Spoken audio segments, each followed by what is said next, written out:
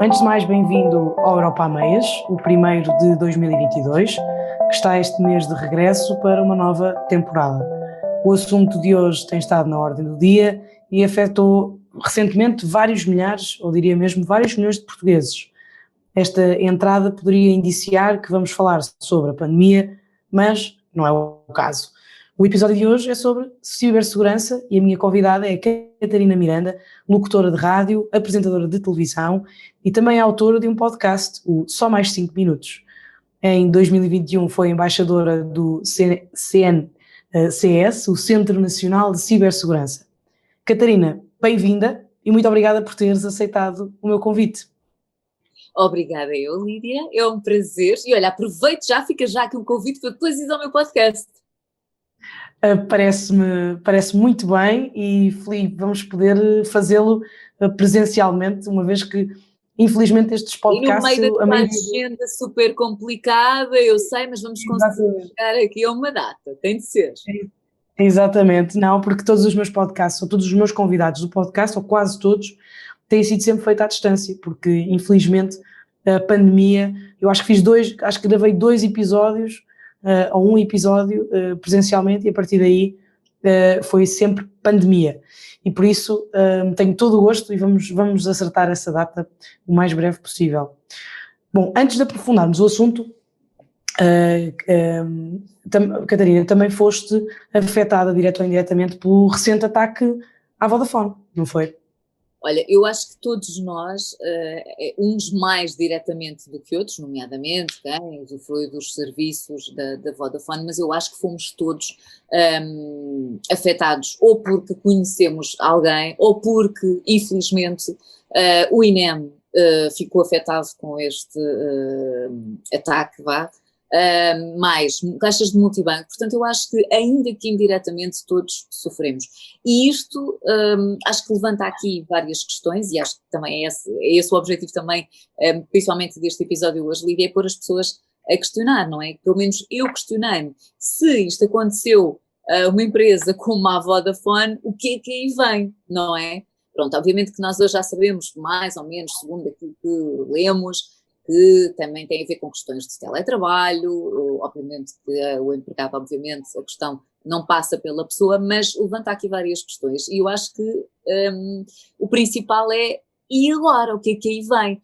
Porque, por exemplo, hoje eu estive a pesquisar e obviamente nós já sabemos do caso da Vodafone, também dos laboratórios Germano Sousa, que acho que ainda não estão a 100%, pelo menos daquilo que eu estive a ler, na Zona Sul acho que ainda há problemas, mas entretanto, e sem falar na SIC, não é, no grupo Empresa, que também já tinha sido afetado, mas entretanto eu estive a ver que o site do Parlamento também já foi afetado, teve há pouco tempo, a Cruz Vermelha Portuguesa, o que pôs em causa, obviamente, dados das pessoas e diagnósticos e tudo, portanto, eu acho que isto acima de tudo leva-nos aqui a questionar, e agora o que é que se passa, ou o que é que aí vem, o que é que nós podemos esperar. Por isso eu acho que acabamos todos por estar envolvidos, obviamente uns mais diretamente do que outros, mas mais não seja, temos todos que começar a pensar o que é que aí vem, o que é isto. É mesmo, e referias e bem a questão do ataque ao grupo Empresa, que sequestrou, no fundo, vários conteúdos, ou uma grande parte do arquivo do Expresso. Eu penso que foram os últimos 10 anos do arquivo, foram completamente perdidos, inclusivamente, e portanto isto num curto espaço de tempo. Vemos aqui empresas de grande dimensão, pelo menos à escala de Portugal, mas são empresas com alguma dimensão e que estão de repente expostas a vulnerabilidades. E no caso em particular da Vodafone, tudo indica que pode de facto ter começado através da abertura de um link, portanto uma coisa super simples, que pode acontecer a qualquer um de nós. Eu inclusivamente, eu tenho muito cuidado, nós recebemos a minha caixa de e-mail é sempre bastante populosa, no sentido muito concorrida, sempre com muitos e-mails diários, e há alguns que podem induzir alguma curiosidade, mas de facto depois representam perigos do género e que podem afetar toda uma rede, pode afetar os sistemas, pode afetar os servidores, enfim, tem aqui uma complexidade muito, assinalável e, portanto, no fundo, qualquer equipamento ligado à internet já está, arrisca-se a ser alvo de um ataque, não é? O nosso telefone é sempre alvo de um ataque. E no caso da Vodafone, nós estamos a falar de uma empresa de telecomunicações, e como bem dizias, foram vários os serviços afetados, desde multibancos à utilização de números de emergência também. O ataque à Vodafone foi, eu pelo menos senti, eu estava fora, eu estava em Bruxelas, e na manhã a seguir ao ataque não tinha dados, e achei aquilo estranho, mas conseguia fazer chamadas. E depois mais outras pessoas estavam na mesma situação que eu, entretanto percebemos que tinha havido um ataque. Mas na véspera, a minha sobrinha mandou uma mensagem no nosso grupo da família a dizer: atenção que eu não consigo falar com a mãe, mas avisem, algo se passa com o meu telemóvel. Ela é 91, pronto, Vodafone. No dia seguinte começámos a perceber, óbvio que eu também tenho outras pessoas na família que têm Vodafone, pronto. Eu acho que a dimensão é muito maior do que essa, não é? Nós, obviamente, ligamos muito àquilo que nós fazemos uso no nosso dia-a-dia, de não conseguirmos falar com as pessoas só através de mensagem. Mas eu acho que a dimensão vai muito além disso, nós pararmos para pensar, e tanto é que depois afetou outros serviços, não é? Portanto, nós primeiro olhamos para o nosso dia-a-dia e daquilo que nós usamos e tiramos partido, e de repente começamos a ver, ok, não foi só isto, há mais, há mais, pronto. Exatamente.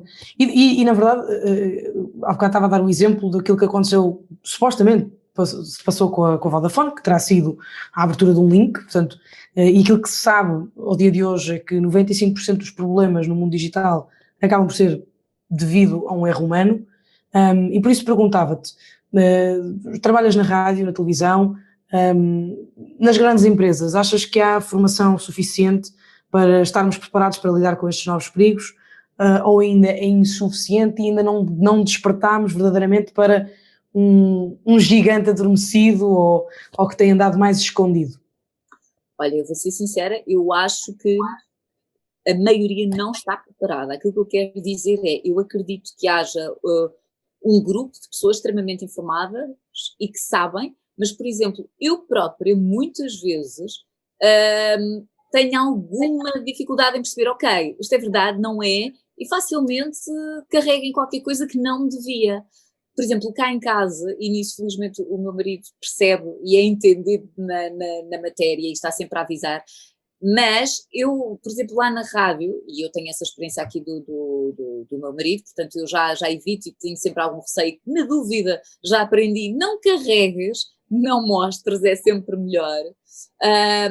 Mas eu acredito que a maioria não tem formação. Aquilo que eu quero dizer é, se calhar há um grupo que até percebe, mas nós no nosso dia-a-dia, naquilo que nós usamos, estamos tão sempre a correr de um lado para o outro, às vezes se calhar nem reparamos onde carregamos. Ainda há pouco tempo uma amiga foi burlada, salvo seja, não foi por carregar em links, mas uma coisa tão simples como recebeu uma fatura. E ela achou estranho, mas na altura, como não estava em casa e não tinha maneira de confirmar, pagou. E pronto, foi uma burla. Óbvio que não estamos agora a falar nisso, mas isto só para dizer que às vezes mesmo pessoas, nós às vezes imaginamos, menos instruídas. Não, isto não tem a ver com uma questão de ser instruída, não instruída. Acho que isto é também um lembrete ou um alerta para, se calhar devemos falar mais disto, se calhar as empresas devem dar e apostar em dar formação a todos, não só ao grupo de pessoas que trabalha mais ligada à parte da informática. Todos precisamos, porque infelizmente ou felizmente, eu acho que sim, felizmente, ainda bem que estamos a evoluir, todos nós utilizamos, todos nós temos a capacidade de descarregar uma aplicação, mas temos que estar cientes dos perigos e há determinados detalhes que às vezes nos escapam. Por isso sim, acho que todas as empresas, rádio, televisão, deviam apostar na formação, não só para as pessoas que lá lidam diretamente, mas também nós que acabamos por lidar diretamente. Sei como faço entender do que é que eu quero dizer. Aquilo que eu acho é que, se calhar, para um grupo de informáticos é tudo muito óbvio, tudo muito claro, não carregas, óbvio que isso é mentira, mas para nós que estamos ali, o nosso foco é outro, se calhar não é assim tão óbvio. Portanto, sim, acho que todas as empresas deviam obviamente apostar e acho que ainda temos um longo caminho a fazer. Lá está, eu acho que isto, voltamos à questão da Vodafone e não só todos estes cyberattacks que nós temos estado a ver, acho que é mesmo só uma chamada de atenção para malta, nós ainda temos um longo caminho e vamos ter que falar muito sobre isto. É mesmo, e nós temos, por exemplo, nós em Portugal, isto só para explicar, para contextualizar, para quem nos está a ouvir, que a questão dos ciberataques e a questão do digital vai muito além das comunicações. Quando nós falamos em ciberataques, estamos a falar de uma miríade, de uma panóplia de possibilidades. E hoje em dia nós em Portugal estamos a passar um período de falta de chuva, de seca. Acho que agora já está a chover, mas as reservas de água são muito importantes nas nossas barragens e pode acontecer, por exemplo... Todas as albufeiras estão abaixo dos 40%. E abaixo dos 40%, mas imagina que havia um ataque que provocasse uma descarga não programada das reservas de uma barragem. Isto é dramático, sobretudo porque nos deixa ainda numa situação, estamos numa situação difícil, vulnerável, mas estaríamos numa situação ainda pior porque não teríamos mais recursos, já de si escassos, e portanto ficaríamos sempre numa situação ainda mais difícil de gerir. E portanto, tudo aquilo que nós estamos a falar aqui, no fundo, não é ficção. Eu, num dos artigos que escrevi nas últimas semanas, foi precisamente sobre a Vodafone e sobre o ciberataque, e reportei-me à saga do James Bond, de que sou grande fã, e que nós às vezes achamos que... Perfeito, então. Não, eu escrevi sobre o Skyfall e sobre o ataque do Daniel Silva enquanto estava preso nas instalações do MI6 e que, quase por obra de um golpe de mágica, conseguiu abrir todas as portas e escapar. E isto foi através de um vírus que instalou na rede do MI6. E, portanto, este assunto é muito maior, como dizias e bem, do que um simples apagão de chamadas telefónicas. Nós tendemos sempre a limitar as coisas ao nosso uso diário e muitas vezes não vemos para além disso, mas a questão é que isto vai muito para além. Se nós começarmos a jogar, e tu estavas a falar, neste momento a escassez da água e o facto de termos pouca precipitação, neste momento as pessoas pensam mais na agricultura, mas daqui a uns tempos pode começar a faltar mesmo água para o nosso uso. Portanto, aquilo que eu acho que nós temos aqui um problema é nós vemos sempre, mas calma, o que é que isso afeta mesmo no meu dia-a-dia? Diretamente, pode não afetar agora, mas médio e longo prazo vai afetar. É como a vida dos combustíveis, não é? Nós achamos que são combustíveis, não é só. Hoje em dia nós temos visto, e tu certamente, Lídia, também já te apercebeste, há falta de material, há coisas tão simples como peças para automóveis que cada vez faltam mais, mas isto estou a dar apenas exemplos muito, muito pequenos. Há certamente outros e que nos afetam também no dia-a-dia. Eu acho que, fazendo aqui um paralelismo muito rápido para também não nos desviarmos da nossa conversa, no fundo nós somos todos um bocadinho egoístas. E às vezes até nas críticas que fazemos aos políticos, isto é uma autocrítica, que os políticos veem sempre no curto prazo, não conseguem ver além dos 4 anos ou dos 5 anos de legislatura, e nestas circunstâncias também é muito assim. É só quando somos confrontados com o facto e com a dificuldade que decidimos agir, tomar a iniciativa, e aí já é uma reação. Portanto, nós temos muita incapacidade de antecipar e de prepararmos situações mais adversas. Mas olha, eu nesse artigo que escrevi há relativamente pouco tempo, eu antes de escrever fiz uma pesquisa muito simples, fui ao Google e escrevi cyberattack, e fiquei surpreendida com a quantidade de ciberataques numa semana que eram reportados na internet por todo o mundo. E portanto, este é um problema que vai além de Portugal, que vai além da Europa, inclusivamente, e agora fazendo aqui um reparo também à tua área de interesse e de influência. No último mês de outubro foi assinalado o Mês Europeu da Cibersegurança, foste embaixadora do CNCS, e foram aqui promovidas várias iniciativas de sensibilização. E eu perguntava-te, além das grandes empresas, quão exposto é que está um utilizador comum, uma pessoa que faça um uso muito básico da internet ou que até possa só ter um smartphone. O que é que te parece deste ponto de vista? Eu acho que está exposto, a não ser que, por exemplo, a única que eu acredito que não estejam, se calhar, assim tão expostos, são pessoas que apenas usam o telemóvel para fazer chamadas. A partir do momento que tu usas, não é, redes sociais, a partir do momento que tu descarregas aplicações, tu estás sujeito, fazes compras online.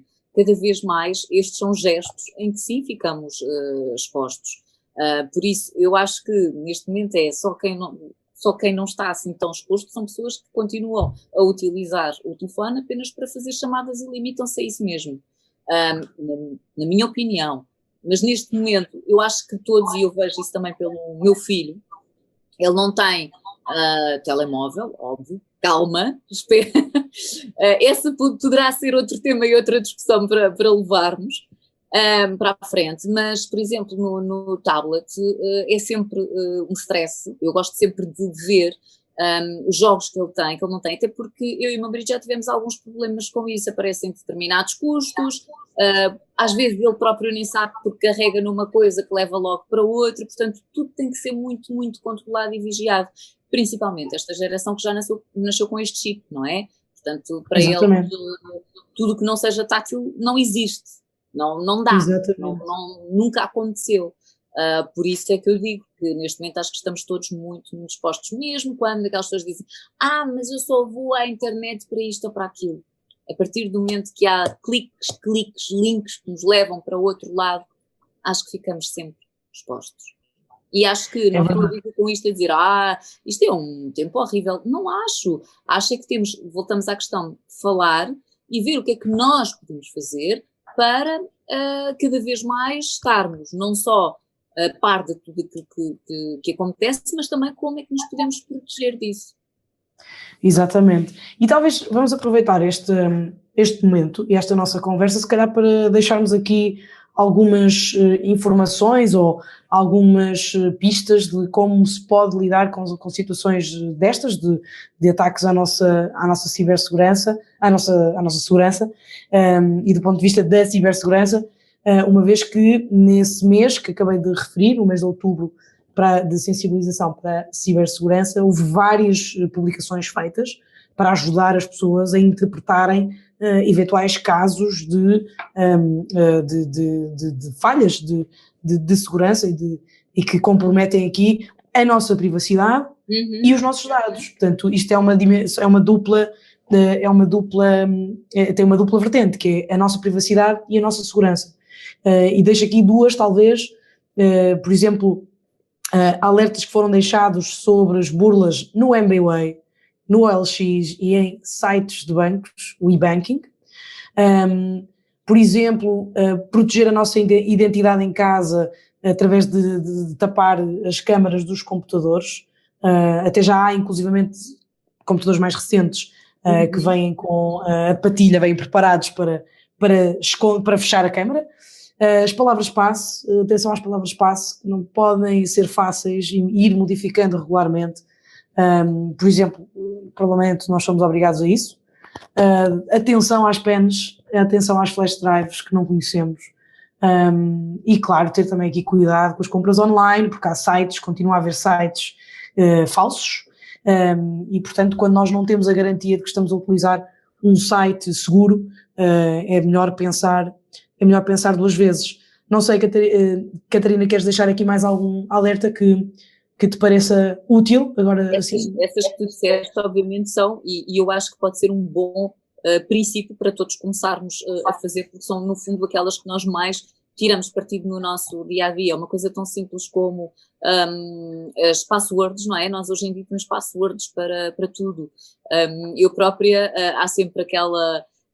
de 15 em 15 dias somos obrigados a mudar e lá vem a dor de cabeça do e agora. Eu demoro sempre uma eternidade até conseguir, precisamente por causa disso, porque óbvio que para nós achamos sempre, ai que maçada, mas não é uma maçada, essa password existe, por algum motivo portanto convém não ser algo assim tão simples quanto isso. E lá está, pode ser baby steps, eu acho que é importante só se as pessoas tiverem atenção a estes pequenos momentos que tu aqui falaste, das compras online, das passwords, das câmaras, acho que já é qualquer coisa. Óbvio que, volto a dizer, acho que ainda temos um longo caminho, mas isto começa por baby steps, não é? Não podemos começar logo a querer mudar aqui tudo, tem que ser lentamente e acima de tudo, existir mais informação. Aquilo que eu também acho que era muito importante começar a fazer é cada vez mais, e visto que esta geração dos miúdos é esta geração, não é? Que nós já sabemos toda ligada aos gadgets, ao digital, começar a fazer cada vez mais formação nas escolas, especialistas, pessoas que entendam do assunto, porque estes miúdos são autênticos, conseguem absorver tudo muito rapidamente. Por isso, acho que é começar logo desde cedo as escolas, e não estou a falar obviamente só das aulas de TIC, de informática, acho que é preciso mesmo estes gabinetes cada vez mais investirem. E eu acho que se dúvidas tivéssemos, se calhar a altura que estamos a viver aponta também nesse sentido, de que sim, não só se calhar começar com os mais novos, mas volto a dizer, acho que isto devia ser para toda a gente, não é? Claro. Não, eu por acaso, agora que tocaste na questão do sistema educativo, e não há muito tempo, eu visitei uma escola, e fiquei francamente surpreendida com a idade do equipamento informático dessa escola. E portanto, e o próprio facto das escolas também não terem grandes mecanismos e recursos de bons sistemas de gestão informático, de segurança. Aqui estou-me a referir à escola pública, que conheço melhor, mas isto é uma realidade Claro. preocupante, porque depois os jovens alunos acabam por utilizar computadores na escola que se calhar estão bastante desadequados e obsoletos para a realidade digital em que hoje vivemos.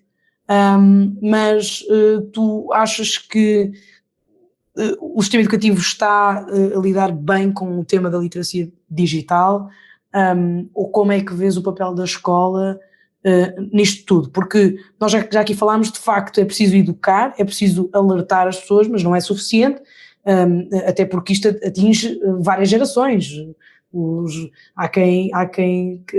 Há os utilizadores mais séniores de equipamentos informáticos digitais que estão ligados à internet e que também podem ser comprometidos e pode haver aqui ameaças graves.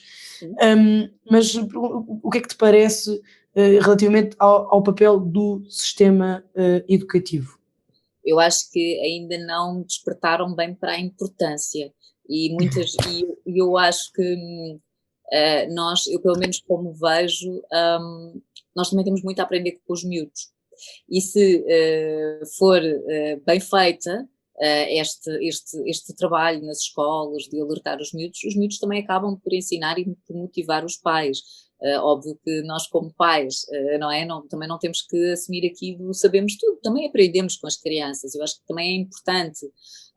E a verdade é que esta geração domina tudo o que é gadgets. Eu vejo aqui por casa, o meu filho, com os meus enteados, quer dizer, às vezes sabem coisas que não fui eu que expliquei. Porque para além dos pais, da família, da casa, há também a escola, mas também há os amigos, e eles no recreio muitas vezes falam, partilham experiências, dizem, e cada vez mais se resume a isto. Eu sinceramente acho que devia-se apostar muito, muito mais, mesmo. E como digo, não são só os professores que têm de fazer essa parte, porque eu acho que isto é como um todo, culpar a escola às vezes porque aqui não há não há culpa a 100% de um lado, a casa tem um papel, os pais, a família, a escola tem outro, e depois exigir que esses professores também tenham que alertar. Óbvio que já fazem isso, mas quando eu digo, acho que era mesmo um grupo especialista, falar abertamente do que é que os miúdos podem fazer, e não é dizer, mas se calhar ainda são muito novos. Não, não são, hoje em dia começam muito, muito novos, a sério. Isso Mas também só pôr os travões e os limites, mas óbvio que, e tendo em conta, e com isto não estou a desculpar nem a dizer, a verdade é que o dia-a-dia dos pais e das famílias mudou muito, e atrevo-me a dizer que com a pandemia piorou, digo eu. Muitos pelo menos pioraram, as vidas tornaram-se cada vez mais difíceis, com outros desafios, e acho que era importante também ter esse lado nas escolas públicas, privadas, mas agora está falando também das públicas. Acho que sim, acho que era importante investir nessa formação, porque quer queiramos, quer não, é a realidade atual. Uns podem dizer, que saudades, mas não vale a pena estar a dizer que saudades. Este é o presente, temos que olhar para aquilo que temos e imaginar como é que será, ou pelo menos o que é que nós queremos no futuro. É verdade, e só a título, para completar aquilo que estavas a dizer, aqui com dados concretos, há um estudo europeu recente que analisa 49 países e que coloca Portugal a meio da tabela na literacia da população em matéria de segurança, de cibersegurança.